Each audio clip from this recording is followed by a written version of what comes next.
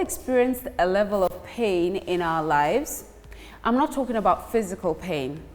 I'm talking about emotional pain. I'm talking about that pain that you can't point at where it's hurting.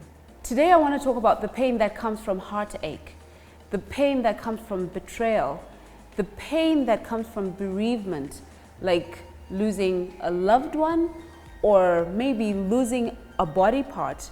Why I say losing a body part is 2 years ago I had breast cancer and I had a mastectomy on my right breast. So I actually have one breast, for those who did not know. The reason you must confront your pain is when you don't confront it, it becomes chronic. You now have chronic pain, and you know what they say, hurt people, or wounded soldiers wound soldiers. When people hurt us, it's very easy to ask, why me? It's very easy to wear the victim's boots, why me? I want to go a little bit into what you actually do with your pain, because pain is inevitable. We are going to experience pain. I had a lovely girl earlier, 22 years of age. I asked her if she's ever experienced pain in life. She said no. Sometimes you're going through pain and you don't even know you are in pain. So can I just suggest to you that when pain comes your way, instead of saying why me, you ask, what do I do with this pain? Because why is like an argument. Because if God tells you why he gave you the pain, you can now go ahead and say, but, you know. But if you say, what do I do with this pain for myself and for others, it won't be easier to deal with it, but you're starting from somewhere. The day I was told that I had breast cancer, I asked God, why me? And he replied, if not you, then who? That's when I started asking, what then do you want me to do with it? I can't just go through all of this for nothing.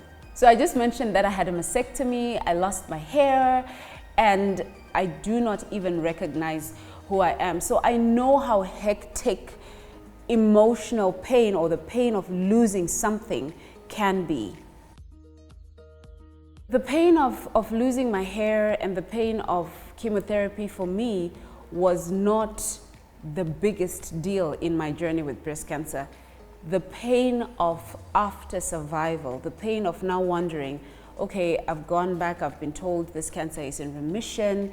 You know, sometimes you celebrate, you go and you testify and you say, this is what God has done for me. But the pain that follows is, what do I do with what I just experienced? So I actually got depressed and I had to get a therapist to help me, you know, live again, because there's some days I just woke up and the only thing that kept me going was going to the gym.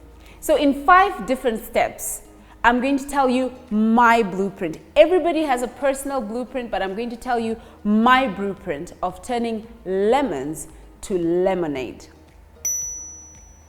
Number 1, for any healing to take place, the foundation of any healing is forgiveness. Forgive them for hurting you and forgive yourself for thinking you could have done anything for them to hurt you. Because you know, hating them is not going to hurt them. Hating them is just going to hurt you. And can I just say this? Please do bear in mind that forgiveness is not a feeling.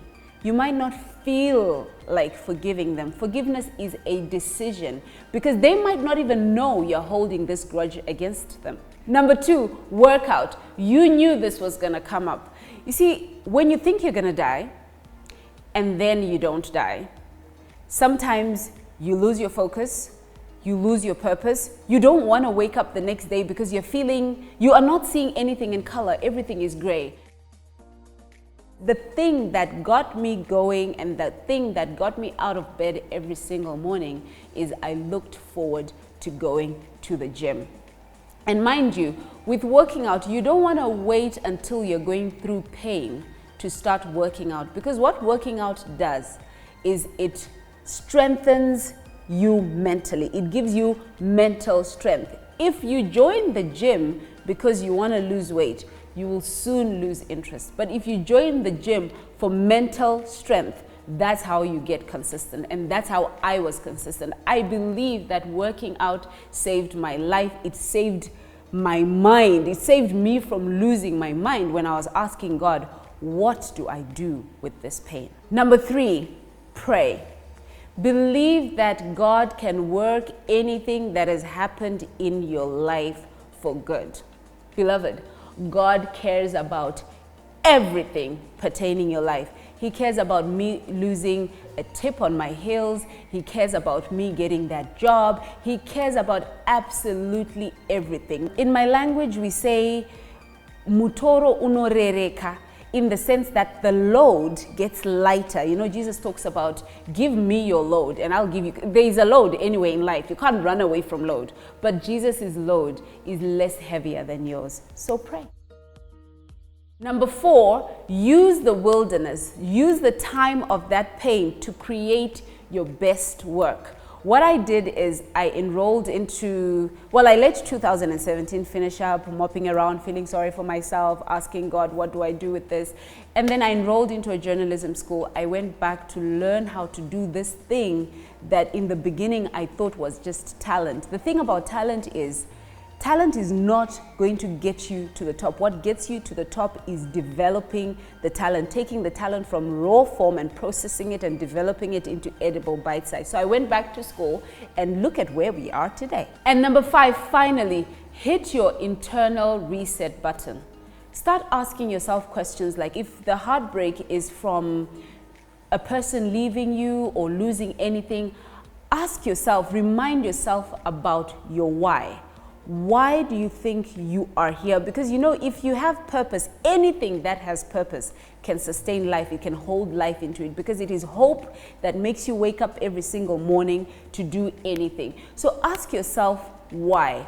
Ask yourself questions like, what are the things that bring joy to your life? What are the things that bring pleasure to your life? And do those things. Reset yourself, because sometimes when you come out of a storm, everything is all over the place, like a real storm. You know, if you look at the storms that happen in California, doors are there, cars are there, houses are, you know, everything is all over the place. So you really need to reset yourself and ask yourself why.